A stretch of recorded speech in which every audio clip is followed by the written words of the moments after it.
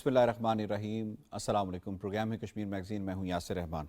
नाज़रीन, कोई भी जमहूरी मुल्क होता है, वहाँ पे जब इलेक्शंस का वक्त करीब आ रहा होता है तो वो अपनी परफॉर्मेंस देते हैं, वो इकॉनमी को बेहतर करते हैं, वो नौकरियाँ देते हैं, वो जीडीपी जो है उस मुल्क की बेहतर की जाती है और रियली कुछ ऐसा किया जाता है, हकीकत में कुछ ऐसा किया जाता है जिससे वहाँ के लोगों में खुशहाली आ सके। दुनिया में शायद वाहिद मुल्क ऐसा है, इंडिया।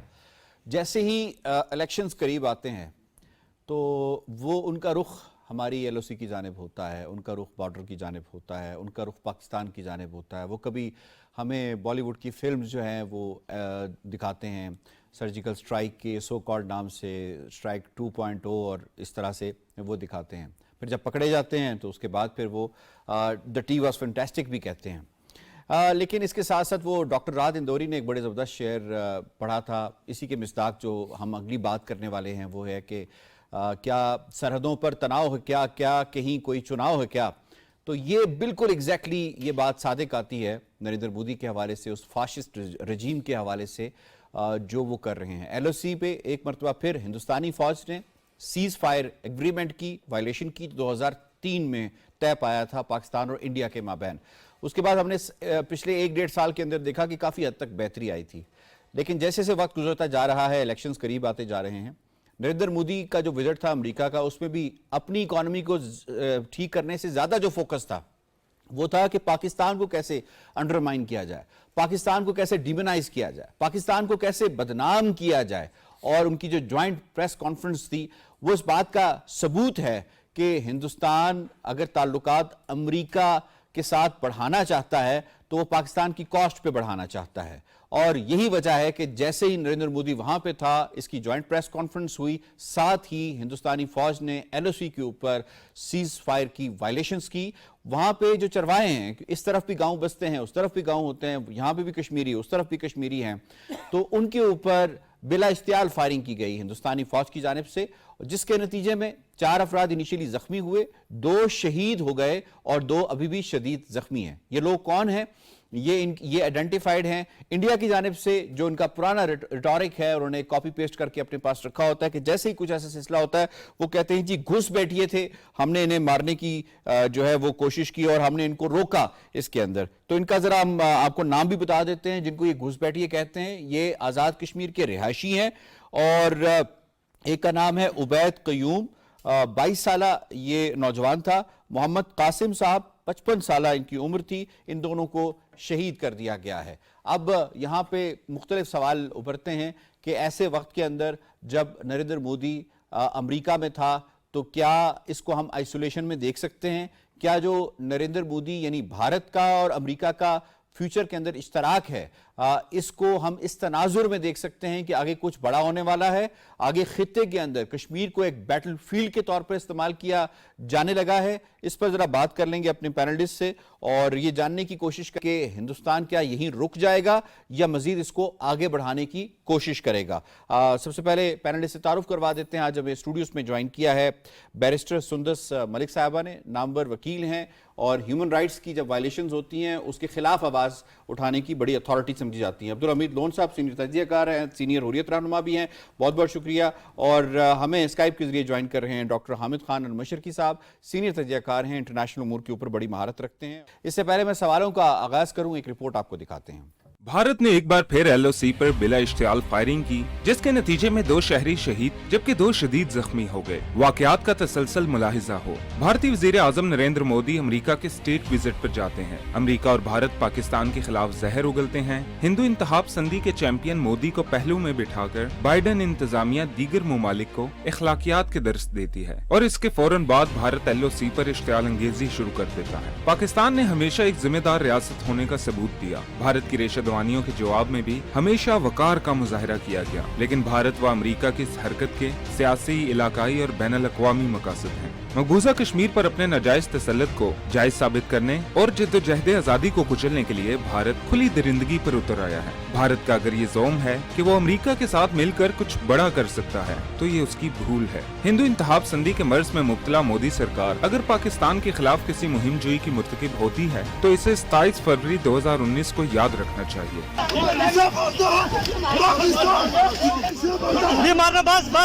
मेरा नाम विंग कमांडर अभिनंदन है। मैं भारतीय वायुसेना में एक लड़ाकू विमान चालक हूँ। I hope you like the tea. The tea is fantastic. Thank you. Pakistan भारतीय सूरमाओं को फंटास्टिक चाय पिलाने के लिए हम वक्त तैयार है। आपने रिपोर्ट मुलाहिजा की, फिल्म का आपने ड्रॉप सीन भी देखा जो कि सर्जिकल स्ट्राइक 2.0 का नाम दिया गया कि कैसे अभिनंदन को यहाँ से पकड़ा गया और उसके बाद फिर हमने खैर सगाली के जज्बे के तहत इसको वापस भी कर दिया गया। तो मैं आपको इसमें शामिल कर लेता हूँ बैरिस्टर सुंदस मलिक साहिबा, क्या मकासद नज़र आते हैं हिंदुस्तान के एक ऐसे वक्त के अंदर? टाइमिंग बड़ी इंपॉर्टेंट है। क्या इसको, इस वाक़े को जो कि सीज़ फायर की वायलेशंस हुई हैं इंडियन आर्मी की तरफ से, इसे हम आइसोलेशन में देख सकते हैं? मुझे जो हमारे कश्मीर के भाइयों के साथ हुआ, जो उनकी शहादतें हुई, उसको पहली बात तो हम आइसोलेशन में नहीं देख सकते, क्योंकि हिंदुस्तान के किसी भी एक्शन को जो पाकिस्तान के ख़िलाफ़ होता है उसको आइसोलेशन में देखना एक बहुत बड़ी बेवकूफ़ी होती है। नंबर 2, मुझे जो सबसे ज़्यादा दुख होता है वो हिंदुस्तान के अपने लोगों के लिए होता है। सही। कश्मीरी पिछले 75 साल से हर किस्म का जुल्म बर्दाश्त करने के आदी हैं, वो बर्दाश्त कर भी रहे हैं। आज अभी रिसेंटली भी जो जाने गई वो कश्मीरियों की गई, चाहे वो अक्रॉस द बॉर्डर गई हो या वो मकबूजा कश्मीर के अंदर गई हो। लेकिन जिस बात का दुख होता है वो बात ये है कि हिंदुस्तान के अपने लोग, हिंदुस्तान के रहने वाले हिंदू नागरिक मोदी सरकार के इस एक जिसको कहते हैं दकियानूसी सेलिंग पॉइंट के ऊपर अपने तमाम डेमोक्रेटिक राइट्स को छोड़कर उनको वोट देते हैं। हिंदुस्तान में खाने को नहीं है, हिंदुस्तान में वर्ल्ड हंगर इंडेक्स में उनके हालात ख़राब हैं, टोटल सेटिस्फैक्शन में उनके हालात ख़राब हैं, जर्नलिस्टिक फ्रीडम में उनके हालात ख़राब हैं, rights of and freedom of prisoners के हिसाब से उनके हालात ख़राब हैं, फ्रीडम ऑफ एक्सप्रेशन के हिसाब से ख़राब है। लेकिन वो ये जानते हैं कि हिंदुओं के दिमाग को वो इतना एक्सट्रीमिस्ट बना चुके हैं कि उस वोट के लिए सेटिस्फैक्शन सिर्फ तब मिलेगी जब मणिपुर में, कश्मीर में कहीं भी नॉन हिंदूज का कत्लो गारत किया जाएगा। And that is what they are using and this can not be seen in isolation. Abdul Hamid Lone sahab, अगर हम देखें इस सारे सिलसिले को, how do you see this situation? क्या इंडिया अब कुछ अमेरिका के इश्तराक के साथ इस खित्ते में कुछ बड़ा करने जा रहा है? क्या कश्मीर को एक आलमी मंजरनामे में अगर हम देखें तो एक बड़ी बैटलफील्ड बनने जा रही है? इस खत्े में इश्तियाल अंगेज़ी को आज तक भारत ने जो फ़रोग़ दिया है और इसमें वह हमेशा अव्वल रहा है, वहीं पाकिस्तानी फोर्सेस ने हमेशा सब्र तहम्मुल का मुज़ाहरा किया। कश्मीर में जो सूरत हाल है, हम पिछले 75 साल से ये जुल्म व जबर सह रहे हैं और जहाँ रियासती दहशतगर्दी उरूज पे है, वहीं आज की डेट में जब मोदी अमेरिका के विज़िट पे थे तो एक जॉइंट स्टेटमेंट वहाँ जारी हुआ जो मुज़ह का खेज़ था और जो ज़रूरत भी नहीं था कि आप पाकिस्तान को इसमें शामिल करते। हालांकि पाकिस्तान ने दहशतगर्दी के ख़िलाफ़ बड़े इक़दाम किए, अपने लोगों को कुर्बान किया। आप देखें FATF से हम निकल आए बाहर, तो यही चीज़ था कि पाकिस्तान का एतराफ़ बैनुल-अक़वामी बरादरी ने किया। और आज जो ये शह इंडिया को मिली और उसको थपकी जो दी गई, उसके बाद एक इश्तियाल अंगेज़ी की गई, निहत्ते लोगों को मारा गया जो नाकाबिल बर्दाश्त भी है। हालांकि ISPR की तरफ से इस पर स्टेटमेंट भी आया कि हम इसका जवाब भी देंगे। ताहम इस रीजन में इस इस अमन को बर्बाद करने में इसी रियासत ने जो है ना वो हमेशा ऐसी दहशतगर्दी की, चाहे वो वादी के अंदर हो या सीज़ फायर लाइन के अंदर। तो ये इश्तियाल अंगेज़ी जो है पिछले 75 साल से हम देख रहे हैं, निहत्ते लोगों पे गोलाबारी करना, उनको मारना और फिर दुनिया को गुमराह करना। तो बहरहाल इन चीज़ों का जो है वो बैनुल-अक़वामी बरादरी नोटिस ले कि किस तरह से निहत्ते लोगों को मारा जाता, तहकीकात की जाए। और आप देखें हिंदुस्तान ने श्रीनगर के अंदर भी आज तक किसी को एक्सेस नहीं दिया, जो लोगों को मावराए अदालत कत्ल किया जाता है, जो जाली मुकाबले किए जाते हैं। अब सीज़ फायर के ऊपर जो एक कम उम्र नौजवान है और एक बुजुर्ग शहरी हैं, तो उनको घुसपैठियाँ दिखाकर ये दुनिया को बताया गया कि शायद जो है ना वो हम दहशतगर्दों के ठिकानों पे बमबारियाँ कर रहे हैं या इस तरह की बात की गई। अच्छा, असल इसके पीछे क्या मकासद है? मोदी पिछले 2010 से हिंदुस्तान के लोगों को बेवकूफ़ बनाता आ रहा है कि हम जो है वो आज़ाद कश्मीर पे हमला करेंगे, और 2 दफ़ा इसी झूठे बयानिए पे उसने और मनगढ़ बातें लगा के बना के हिंदुस्तान के लोगों को बेवकूफ़ बनाया। इस दफ़ा वो क्या ड्रामा करेगा, किस तरह से इक़्तिदार में आएगा? हालांकि अब हिंदुस्तान के लोग बाशूर हो गए हैं और उनको समझ आ गई है कि ये सारा झूठ है। इक़्तिदार में आने के लिए उसको इक़्तिदार को बरकरार रखने के लिए जो है ना वो इस तरह की जो है ना कार्रवाइयाँ की जाएंगी। ठीक है। बहरहाल बैनुल-अक़वामी बरादरी इस चीज़ का नोटिस ले اور پاکستان بھی اس کا بھرپور جواب دے اور دینے کی بھی ضرورت ہے.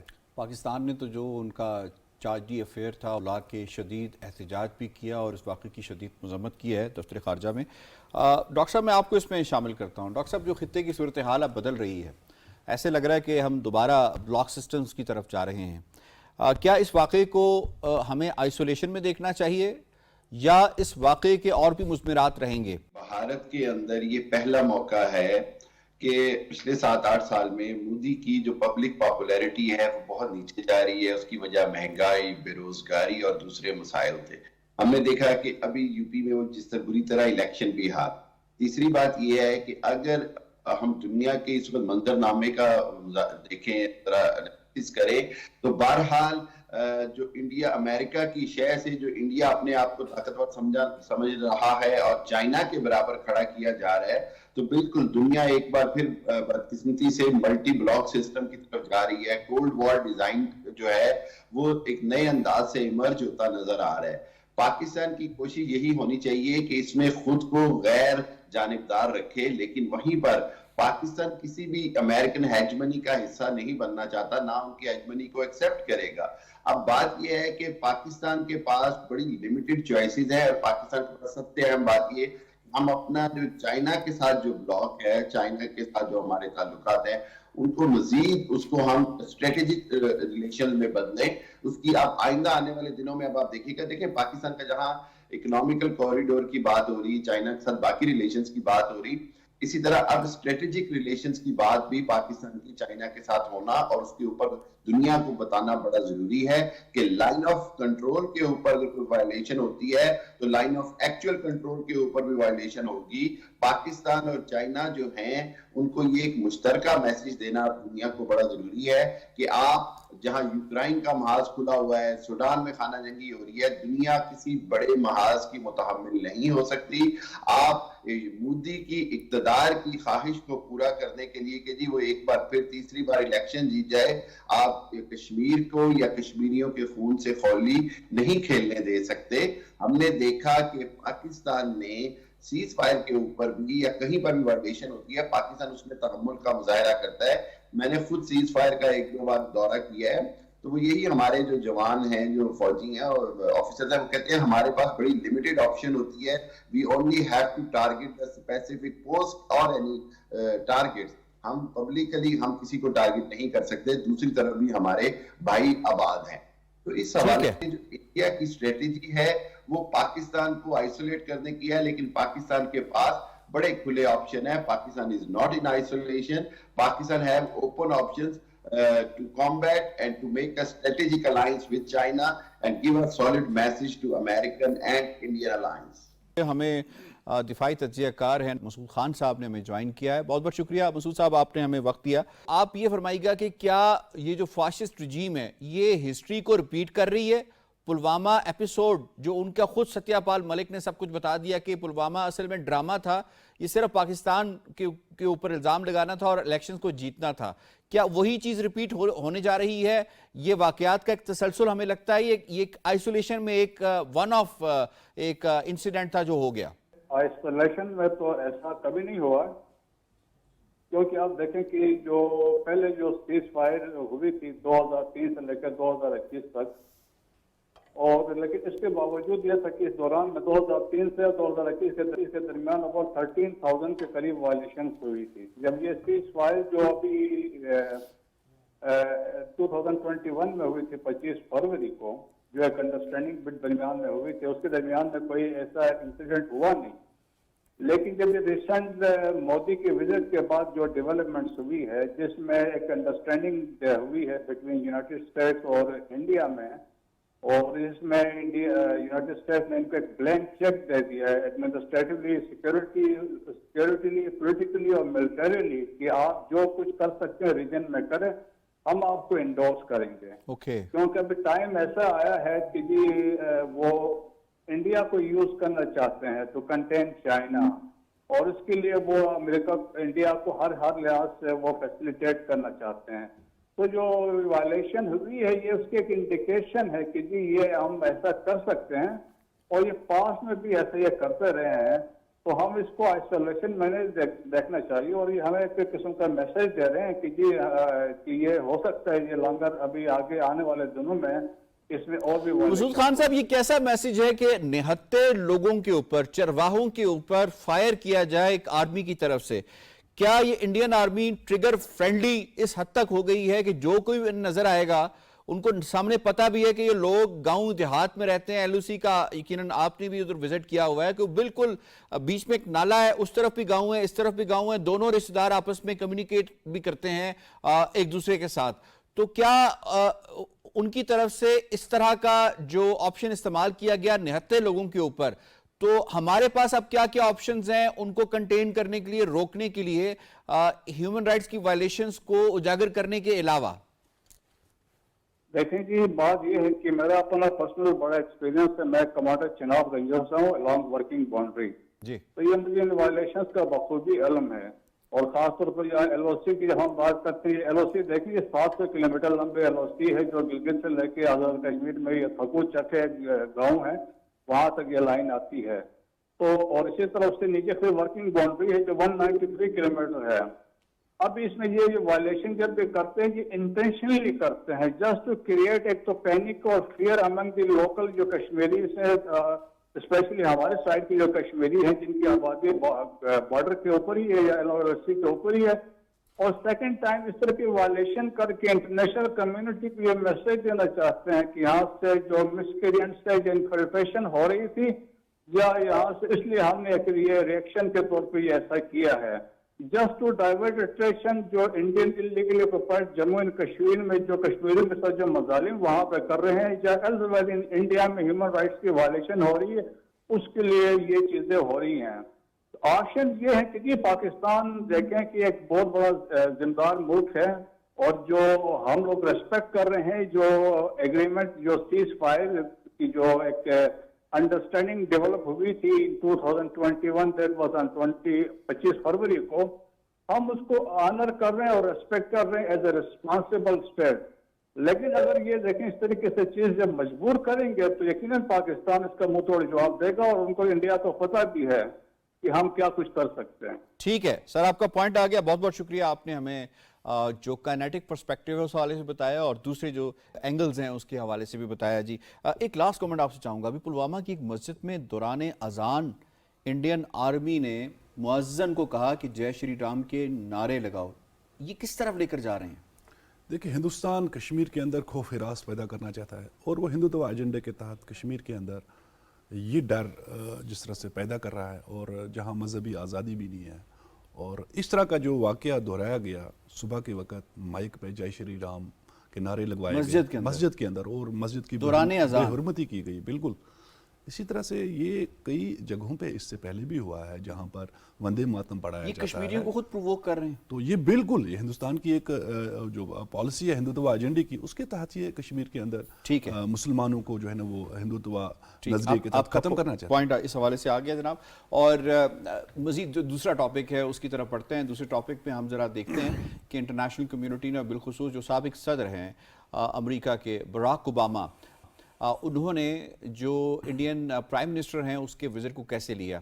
ये बात तो यकीनन दीवार पे लिखी हुई है कि अब अमेरिका उस तरह से उसकी पावर नहीं रही, कमज़ोर हो रहा है। यही वजह है कि उसने अपना जो इत्तेहादी ढूंढा है वो भी एक कमज़ोर इत्तेहादी ढूंढा है। उसकी ना इकोनॉमिक स्ट्रेंथ है ना डिफेंस की स्ट्रेंथ है कि वो इतने बड़े चैलेंज का मुकाबला कर सके जो चीन के हवाले से दरपेश है। तो उस पर बराक ओबामा ने क्या कहा है, क्योंकि कमजोर मुल्क ही एक स्ट्रांग स्टेटमेंट या एक स्ट्रांग स्टांस नहीं ले सकता, अमेरिका ने इस बात को साबित कर दिया है। बराक ओबामा ने उसके विजिट के हवाले से क्या क्या आपको दिखाते हैं। I think it is true that if the president meets with Prime Minister Modi, then the protection of the Muslim minority in a majority Hindu India, that's something worth mentioning. If you do not protect the rights of ethnic minorities in India, then there is a strong possibility India at some point starts pulling apart. तो पालिक साहब ये फरमाइएगा, ये Republican सदर नहीं थे, ये Democrats के। इस वक्त जो सदर हैं वो भी डेमोक्रेट्स के हैं। डेमोक्रेट्स का एक स्ट्रांग सदर प्रेसिडेंट जो साबिक प्रेसिडेंट हैं वो ये कह रहा है कि उनके सदर को نریندر مودی سے بات کرنی چاہیے تھی کہ مسلمانوں کے اوپر ظلم کم کرے ورنہ انڈیا کے ٹکڑے ہو جائیں گے. کتنا امپورٹنٹ ہے؟ اور یہ بھی بتائے گا کہ جو مودی کا وزٹ تھا ویلکمنگ سے زیادہ اس کے اوپر کرٹیسزم ہوا ہے سکھوں کی جانب سے, مسلمانوں کی جانب سے اور باقی کمیونٹی جو ہیومن رائٹ سے ریلیٹڈ ہے ان کی جانب سے. دیکھیں جی, ہندوستان ایک اکنامک ایپی سینٹر ہے, اس بات کو ہم سارے ایڈمٹ کرتے ہیں. ایک عالمی منڈی ہے, اس کو ہم سارے ایکسیپٹ کرتے ہیں. اور ہم یہ بھی ایکسیپٹ کرتے ہیں کہ امریکہ کے جو کرنٹ پریزیڈنٹ ہیں وہ پریزیڈنٹ اوباما کے انڈر وائس پریزیڈنٹ کے طور پہ سرو بھی کر چکے ہیں.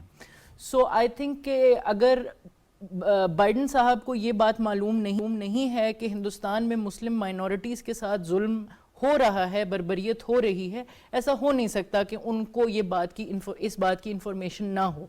لیکن اپنے سیلف انٹرسٹ کو پریزرو کرنے کے لیے کہتے ہیں کہ every user has an abuser as well.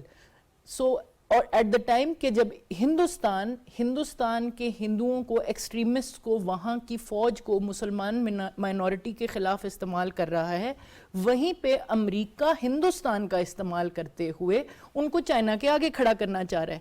They know for a fact کہ اگر اس کی کوئی ریپریکشنز بھی آتی ہیں تو وہ ہندوستان کی طرف آتی ہیں. سو آئی تھنک پریزیڈنٹ اوباما کا یہ بیان کہ یہ بات کرنا اس لیے ضروری ہے کیونکہ امریکہ چاہے جو مرضی ہو جائے will always refrain from associating with India the same way they associate with Israel.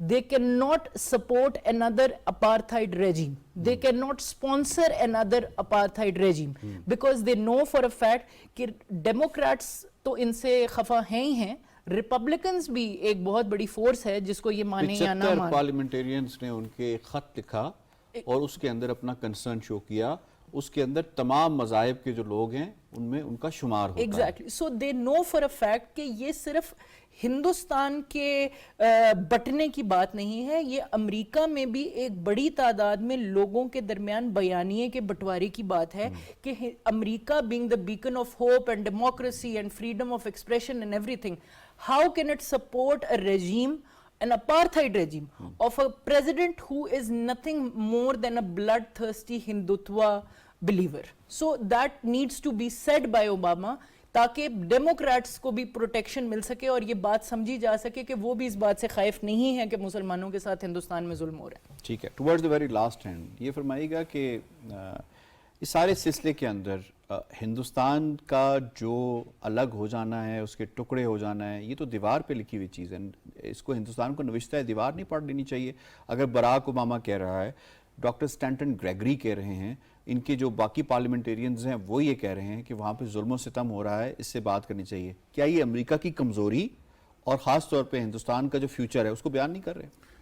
دیکھیں, جو ماہرین کا خیال ہے یا جو ناقدین کا خیال ہے کہ یہ دورہ جو مودی کا تھا یہ فیل تھا, ناکام رہا ہے, اور ہندوستان پہ اس وقت بحث مباحثے بھی ہو رہی ہیں.